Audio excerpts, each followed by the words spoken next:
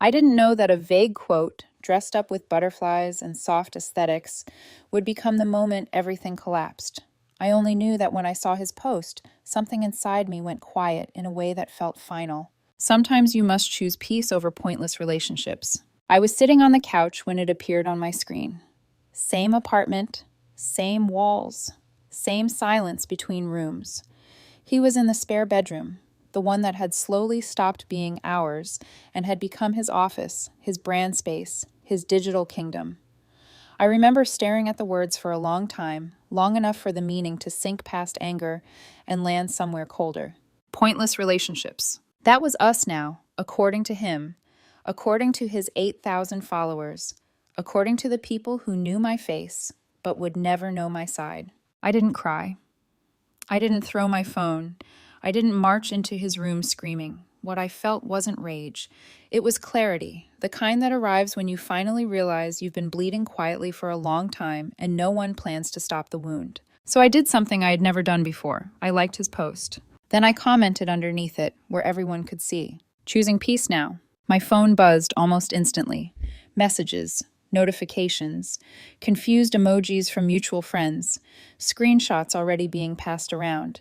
And then he appeared in the doorway, phone in hand, eyes wide, breath sharp. "What the hell was that?" he asked. "I'm agreeing with you," I said, surprised by how steady my voice sounded. "You said our relationship is pointless. I'm choosing peace." "That's not what I meant," he snapped. "Then what did you mean?" I asked. "Because you didn't tag me. You didn't explain. You just let people assume." He opened his mouth, then closed it. And in that pause, I realized something else. This wasn't new. This wasn't sudden. This was just the first time I'd decided to stop swallowing it. For months, every disagreement we had been followed by a cryptic post, a quote about self-worth, a caption about being undervalued, a soft focus photo with a sharp message aimed just vaguely enough to deny, but precisely enough to hurt. Never my name, never the truth, just enough to make me the villain in a story thousands of strangers were cheering him through. And now he'd crossed a line he couldn't uncross. He'd called our relationship pointless, publicly. So I took him at his word. I walked past him, into the spare room, and started packing. "What are you doing?" he demanded, panic rising. "Choosing peace," I said, removing the pointless relationship from my space. 3 hours later, the room was empty. No desk, no ring light, no equipment. Just bare walls and quiet. I took a photo, posted it, tagged him. Pointless relationship removed. That was the moment the war started, not because I attacked him, but because the narrative he'd been carefully building for months collapsed all at once, and everyone could finally see it. This is the story of how a passive-aggressive post ended my relationship, and how the quiet woman in the background finally stopped playing her role. Before everything unraveled online, before posts and screenshots and strangers weighing in on a life they didn't live, there was just me and him. Ordinary, quiet, almost boring in the way stable relationships usually are before they aren't. I was 27 when we met. I worked in operations for a mid-sized logistics company, a job that didn't sound impressive but paid steadily and taught me how to stay calm when things went wrong. I was practical by nature, not cold, not distant, just grounded. I liked routines. Morning coffee, the same way every day. Bills paid on time. Conversations handled face-to-face, not broadcast to the world. He was different. Charismatic. Creative. A social media manager for small businesses, the kind who could sell a brand story better than the product itself. He knew how to frame things, how to choose words that sounded deep, even when they weren't saying much. People gravitated toward him easily. I did too. We met through mutual friends at a low-key housewarming party. Nothing dramatic, no lightning strike, just a long conversation in the kitchen that stretched past midnight. He listened intently, asked thoughtful questions, laughed at my dry humor. When he asked for my number, it felt natural, unforced. The first year and a half was easy. We dated, took weekend trips, learned each other's habits. He was affectionate, attentive, constantly documenting little moments. At first, I found it flattering. Photos of coffee dates, stories about working with someone who supports your dreams. I didn't mind being part of his online world because it felt like an extension of our real one. After 18 months, he moved into my apartment. My name was on the lease. It was a 2-bedroom place, nothing fancy, but comfortable. We split the bills evenly: groceries, utilities, rent. It felt fair, adult, like we were building something. The spare bedroom became the first quiet shift. He worked from home and asked if he could set up his desk there. I agreed without much thought. At the time, it felt temporary, just a place to focus, take calls, edit content. I didn't realize I was slowly subsidizing his business space, both financially and emotionally. Around month 20, things changed. His online presence stopped being just work. It became obsession. Every moment had to be captured, every feeling translated into a post. If we argued, even over something small, I'd feel it before he said anything. He'd go quiet, pick up his phone, start typing. I knew what was coming before it ever went live. Not everyone deserves your energy. Real ones know your worth. Protect your peace. Never my name, never the context, just enough to sting. I tried to talk to him about it, asked if we could keep our disagreements private. He brushed it off, said I was overreacting, that his followers weren't thinking about me, that it was just expression, just content. But I noticed the timing, always within hours of a disagreement, always framed so he looked reflective, wounded, enlightened. And I looked like the unnamed obstacle in his growth journey. His family adored him, especially his mother, who praised his ambition and saw his online success as proof he was destined for bigger things. I tried to fit in, tried to be supportive, even when subtle pressure crept in. Suggestions that I should be more encouraging, more flexible, more understanding of his creative temperament. I absorbed it quietly, told myself relationships require compromise, told myself every couple has growing pains. By the time we argued about rent, about the spare room being used exclusively as his office, I was already tired in a way I hadn't fully acknowledged. When I asked him to contribute more fairly, I wasn't attacking him. I was asking to be seen. What I didn't know then was that he'd already been telling a different story online, one where he was the dreamer held back, the partner misunderstood, the one who deserved peace. And I was about to find out just how far that narrative had gone. Looking back, the conflict didn't begin with the post that blew everything apart. It started quietly, seeded into ordinary days, hidden inside moments that seemed too small to fight over, but accumulated weight all the same. The spare room stopped feeling like part of our home. The door was almost always closed. When I knocked, he'd raise a finger without looking at me, signaling for silence while he finished a call. I learned to move around my own apartment carefully, mindful of lighting, noise, and camera angles. Even dinner conversations felt timed around his content schedule. At first, I adjusted without complaint. I told myself it was temporary, that once his business stabilized, things would ease. But instead of stabilizing, his world shrank into the screen. His phone became the place where he processed emotions he no longer shared with me. Small things turned into landmines. If I forgot to pick up groceries after a long day, he wouldn't say anything directly. He'd just retreat, fingers flying across his screen. An hour later, a story would appear. A quote about being taken for granted. A caption about giving more than you receive. When I confronted him, he denied it had anything to do with me. "You're projecting," he'd say. "It's just a quote." But the pattern was undeniable. When I missed his friend's birthday party because of work, the next morning he posted, "Real support shows up even when it's inconvenient." When I asked him to help clean on a Sunday, he shared, "Not everyone deserves access to you." Each post felt like a public verdict passed without trial. I started feeling watched, evaluated not just by him, but by an invisible audience I never agreed to stand before. Mutual friends would ask casual questions that felt loaded. "You okay? Everything good at home?" I realized people were forming opinions based on fragments he fed them. The argument about rent was the first time I pushed back firmly. I explained calmly that the spare room had become his office, that I was essentially paying part of his business overhead, that I wasn't asking to control him, just for fairness. He exploded, accused me of nickel and diming him, reminded me it was my apartment, my lease, as if that absolved him from contributing. Then he went quiet, the dangerous kind of quiet. I watched him grab his phone, already knowing the outcome. Within the hour, the post went up.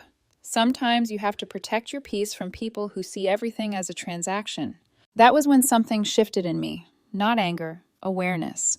I realized we weren't just disagreeing anymore. We were living two different realities. One where I believed problems were solved through conversation, another where problems became content. I tried one last time to talk, told him I felt exposed, misrepresented. He accused me of trying to control his voice, said I didn't support his dreams. The air between us grew heavy. Every interaction felt like a setup, not for reconciliation, but for the next post. And then, on a Tuesday afternoon, he finally said the quiet part out loud. Pointless relationships. That was the moment the seed fully broke through the surface, and everything after that was inevitable. Tuesday afternoon didn't feel special at first. It was ordinary in the most dangerous way, the kind of day where nothing signals that a line is about to be crossed for good. I was in the living room, laptop open, half working, half listening to the muffled sound of his voice through the spare room wall. He was on a call, animated as always, selling confidence, selling clarity, selling someone else's story with perfect conviction. I remember thinking how strange it was that he could communicate so clearly with strangers and so vaguely with me. At 3 p.m. on the dot, my phone lit up. The post appeared before I even refreshed. Instagram had learned his patterns better than I had. The quote sat against a soft, neutral background, carefully curated, delicate enough to feel wise, sharp enough to cut. Sometimes you must choose peace over pointless relationships. Not everyone is meant to stay in your journey. Release what no longer serves you. There was a butterfly emoji at the end. I stared at the screen, my chest tightening in a slow, unfamiliar way. This wasn't subtle. This wasn't deniable. This wasn't just a quote. This was a declaration. We were in the same apartment, feet apart, walls thin enough to hear breathing. And yet he chose to say this to thousands of people instead of one woman sitting in the next room. I didn't move at first. I let the words settle, let the implications play out. Friends we both knew would see it. His clients would see it. People who only knew fragments of our lives would fill in the gaps however they pleased. And the gap would always be me. Pointless. That was the word that broke something open. 2.5 years reduced to content. Shared holidays, inside jokes, late night talks, all flattened into a lesson about peace and self-worth that conveniently erased my humanity. My thumb hovered over the screen. I could have ignored it, gone quiet like I always did, waited for the post to fade into the endless scroll. Instead, I liked it. The heart icon filled in red, bright and visible. It felt almost ceremonial. Then I commented, "Choosing peace now." The reaction was immediate. My phone buzzed nonstop, vibrating against the couch cushion like something alive. Confused messages, question marks, friends asking if everything was okay. And then the spare room door opened. He stood there, phone in hand, eyes darting between his screen and my face. What the hell was that comment? I looked up at him slowly. "I'm agreeing with you." "That's not what I meant," he said, already defensive. "Then what did you mean?" I asked. "Because you didn't tag me. You didn't clarify. You just told the world our relationship is pointless." "It was just a post," he insisted. "You're being dramatic." Just a post, like all the others. Like every time he'd turned our private moments into public therapy sessions. Like every time he let strangers validate a version of reality where I was always the problem. "This isn't new," I said quietly. "You've been doing this for months." He shook his head. "Those weren't about you." "They were always after we fought," I replied. "Always." Something in his expression faltered. Not guilt. Surprise. Like he hadn't expected to be called out so plainly. That was when clarity settled fully into my bones. He hadn't meant to end us publicly. He'd meant to punish me, to apply pressure, to let the audience do the work for him. But words have weight, and once spoken, they demand consequences. Without another word, I stood up and walked toward the spare room. Past him. Past the place where we'd stopped being partners and started being content. "What are you doing?" he asked, panic creeping into his voice. "Taking your advice," I said. Choosing peace. And for the first time in months, I wasn't bluffing. I didn't slam doors. I didn't yell. That was the part that seemed to frighten him the most. I moved through the spare room methodically, as if my body already knew what my heart had just accepted. I unplugged cables, wrapped them carefully, stacked equipment with the same precision I used when organizing invoices or closing out a project at work. My hands were steady, but my chest felt hollow, like something essential had been removed without anesthesia. "You can't be serious," he said, hovering behind me. "You're overreacting." I kept packing. "This is my livelihood," he insisted. "You're acting like I don't matter." I turned to face him then. "You made our relationship pointless," I said. "Publicly. I'm just responding." He tried to laugh it off, that thin, brittle laugh people use when reality is getting too close. It was just a post. Everyone does it. Not everyone, I replied, and not me. As the room emptied, so did something inside me. The shock gave way to a slow, aching sadness. Not for the breakup itself, but for how long I'd stayed quiet. How often I'd minimized my own discomfort to keep the peace he kept talking about but never practiced. He followed me back into the living room as I carried boxes out. His voice shifted, softer, pleading. Can we just talk about this, please? We've been talking for weeks, I said. You answered with posts. I felt the familiar reflex to doubt myself, to wonder if I was being too harsh, too final. But then I remembered how it felt to open my phone and see our life reframed without my consent. How small and exposed that made me feel. What about my stuff? He asked, voice cracking. You can pack it tonight, I said. You can stay with your mom or a friend, but this room is done. His phone buzzed again, and again. He looked down at it, realization spreading across his face as comments poured in. People were connecting dots. His carefully vague language suddenly had context, and it terrified him. Take it down, he said, please. No, I replied. You don't get to erase this now. You're humiliating me. I'm choosing peace, I said, echoing his words back to him, feeling their weight land differently now. He tried one last angle, apologies, promises. I didn't mean it literally, he said. I never thought you'd actually. That's the problem, I interrupted. You didn't think. The realization hurt more than the betrayal.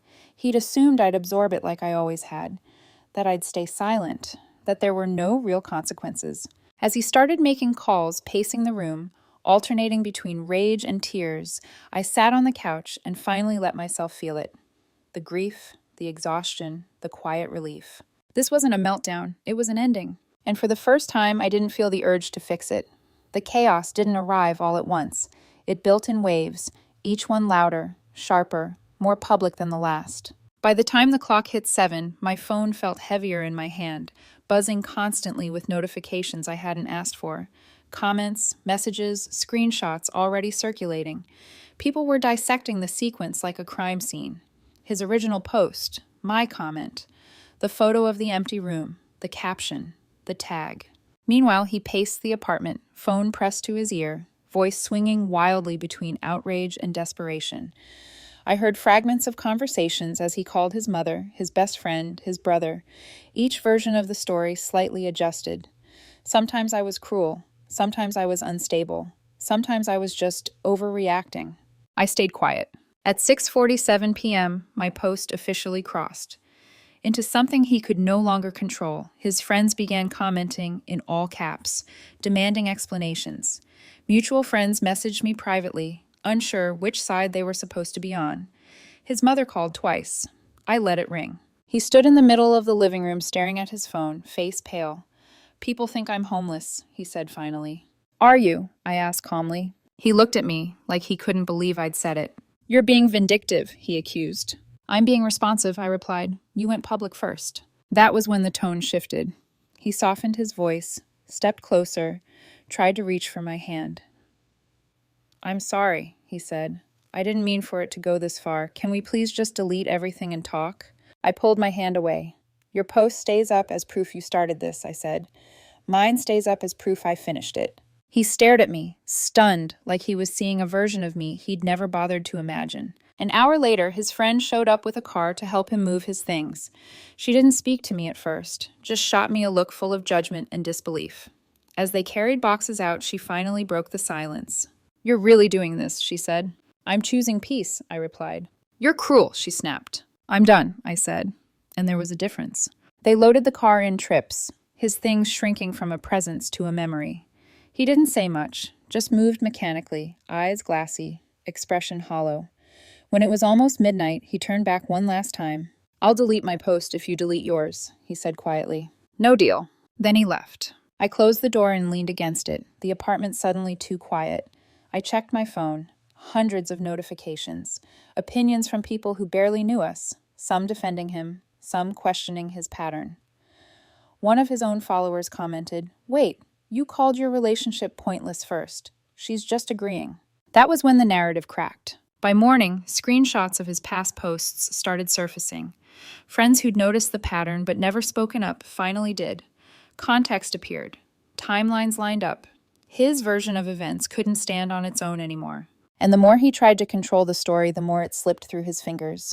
The apartment didn't feel like mine that night. It felt like a hollowed-out version of something familiar, echoes bouncing off walls that had just witnessed the quiet dismantling of a life I thought I was building. After he left, I didn't sleep. I sat on the couch with the lights off, phone face down on the coffee table, afraid of what I'd see if I picked it up again. Every buzz felt like a verdict. Every vibration reminded me that what should have been private grief had become public entertainment. By morning, the backlash arrived. He posted a long story painting himself as blindsided, how I had kicked him out without warning, how I had weaponized social media, how I had shown my true colors. He didn't mention his original post, didn't mention months of vague accusations, didn't mention the word pointless. His followers flooded in. Sympathy, outrage, advice. Strangers telling him to press charges. People I'd never met calling me abusive, cold, heartless. My inbox filled with messages that felt like stones thrown through windows I hadn't opened. That was my lowest point. Not the breakup, not the argument. The realization that truth doesn't always speak first. That silence gets interpreted as guilt. That the person who knows how to control the narrative often wins the first round. I questioned myself in that quiet, brutal way only exhaustion allows. Had I gone too far? Had I proven him right? Was I really as cruel as they said? I walked into the spare room, now empty, and sat on the floor. The absence felt louder than any fight we'd ever had. This room had been the slow wedge between us, the place where conversations died and content was born. I cried then, not dramatically, not loudly, just the steady release of months of swallowed frustration, of being edited out of my own story, of trying to love someone who preferred an audience over accountability. What hurt most wasn't losing him. It was realizing how alone I'd been while standing right next to him, how often I'd chosen understanding over boundaries, how easily I'd been replaced by validation from strangers. I checked my phone again, against my better judgment. More messages, more judgment. But buried among them were quieter voices, mutual friends who'd noticed the pattern, who'd seen his post timed perfectly after our disagreements, who'd been waiting for context before speaking. That's when the ground stopped falling away beneath me. Not because I was vindicated, but because I realized I wasn't crazy. I hadn't imagined it. I hadn't overreacted. I had simply reached the end of my tolerance. And when you hit bottom with clarity instead of denial, something else becomes possible. The shift didn't happen loudly. There was no dramatic apology, no viral post clearing my name overnight. The turning point came quietly, through context. A friend sent me screenshots that morning, then another, then several more. They weren't from me. They were from people who had been watching from the sidelines for months, people who knew us both, people who had noticed the pattern but hadn't known how to name it until now. Each screenshot lined up one of his old posts with a timestamp. A quote about being undervalued, posted 2 hours after I'd asked him to help clean. A caption about transactional people, uploaded the same day I'd brought up rent. And finally, the post that started everything. Placed side by side, the story told itself. Someone shared the comparison publicly. Then another did. Suddenly, his narrative had competition. And it wasn't aggressive, it was factual, calm, unemotional. The kind of truth that doesn't need embellishment. He tried to delete the original post. Too late. Screenshots existed. The internet never forgets, especially when it feels manipulated. Public opinion didn't flip instantly. It shifted gradually, like a tide pulling back. Questions replaced accusations. Doubt crept into the certainty his followers had shown the day before. People started asking why he'd chosen to post instead of talk, why he'd never clarified, why his growth journey always seemed to have a villain. Then his mother called me. I almost didn't answer, but something told me this conversation mattered. Her voice was softer than I expected, tired. I didn't know the full story, she said. He made it sound like you just snapped. I explained calmly. About the posts, the timing, the conversations that went nowhere. I didn't raise my voice. I didn't insult her son. I just told the truth. I saw the screenshots, she said quietly. I'm not excusing what you did, but I understand why you did it. That was the moment my guilt loosened its grip. Not because I was validated, but because someone from his world finally saw me as human, not a prop in his narrative. By the end of the week, consequences began landing where they belonged. Clients asked questions. Some distanced themselves. Friends stopped defending him so loudly. The audience that once fed his certainty grew quiet. I didn't celebrate. I didn't post updates. I didn't respond publicly. I didn't need to. I realized something essential then. I wasn't powerless. I had simply been choosing silence in a relationship that punished it. And now that I had chosen myself, the noise started to fade. By the second week, the consequences stopped being abstract and started becoming personal for him. It wasn't just comments anymore. It was phone calls that didn't get returned, friends who suddenly took longer to reply, invitations that quietly disappeared. The same people who had rushed to comfort him at the beginning were now keeping their distance, unsure of where they stood now that the full picture had surfaced. He lost clients first. Not all of them, but enough to matter. Brands that didn't want drama attached to their online presence. Small business owners who had followed the situation unfold and decided they didn't want their image managed by someone who blurred personal conflict with public messaging. He tried to spin it as a temporary dip, a misunderstanding, but I could hear the strain when mutual friends mentioned it. His family shifted too. His mother stopped calling me to defend him. His brother stopped sending angry texts. Silence replaced accusation. That silence said more than any apology ever could. It meant they were seeing him without the filter he usually provided. I stayed out of it. I didn't comment. I didn't post updates. I didn't correct his story when people still misunderstood parts of it. I let the truth stand on its own. I had learned that clarity doesn't need repetition. He reached out through a mutual friend near the end of the second week, asked if we could talk. Neutral ground. Coffee shop. No audience. I agreed. He looked smaller than I remembered. Not physically, but emotionally. Hair pulled back, no effort in his clothes. None of the polished confidence he used to wear so easily. He apologized immediately, not defensively, not conditionally, just sorry. For the posts, for the passive aggression, for calling our relationship pointless. He admitted what I'd suspected for a long time, that the validation felt good, that posting vague quotes after fights made him feel justified, that hearing strangers tell him he deserved better had become addictive, even when it was built on half-truths. I didn't think you'd actually leave, he said quietly. And that sentence told me everything. He wanted reconciliation, not because the relationship was healthy, but because the consequences were uncomfortable, because the audience had turned, because the safety net of my patience was gone. I listened. I didn't interrupt. I didn't comfort him. When he finished, I told him the truth. That I appreciated the apology, that I believed he was sorry. But that trust doesn't reset just because regret finally shows up, that I couldn't be with someone who turned conflict into content, someone who needed an audience to validate feelings he refused to process privately. He cried, real tears, not the performative kind, and that made it harder, not easier. We left separately. I didn't feel victorious, I felt settled. The fallout didn't destroy him, it simply forced him to face himself without applause. And that was never my job to manage. I walked away quietly, carrying something I hadn't had in months. Peace. 2 months later, my life is quieter in ways I didn't know I needed. The apartment feels different now, not empty, intentional. The spare room is still mostly bare. I kept it that way on purpose, not because I don't know what to do with it, but because I needed to sit with the space that used to hold so much tension. Sometimes healing isn't about filling the void immediately. Sometimes it's about learning to breathe without noise. He moved back in with his parents. Last I heard, he's taking a break from social media. Some clients returned, others didn't. He posted a single apology about misusing platforms and learning lessons about privacy and respect. I didn't interact with it. I didn't need to. I've been more careful since then, not just with who I date, but with how people handle conflict. Anyone who turns discomfort into performance, who needs an audience to feel justified, is a red flag I no longer ignore. Love doesn't require spectators.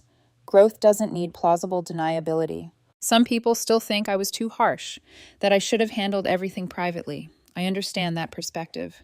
But privacy was a privilege he abandoned long before I ever responded. He made our relationship content. I simply refused to stay silent inside a story that erased me. The difference wasn't that I went public. It was that I was honest. I don't regret the post. I don't regret the photo of the empty room. I don't regret choosing peace in the only way that finally made sense. What I regret is how long it took me to realize that being patient with someone who disrespects you isn't kindness. It's self-betrayal. If there's a lesson in this, it's simple. Pay attention to how someone handles conflict when they're upset, not how charming they are when things are good, not how inspiring they sound online, but how they treat you when accountability is required. I was never meant to be a supporting character in someone else's narrative. I chose to exit the show entirely. And for the first time in a long while, I am at peace.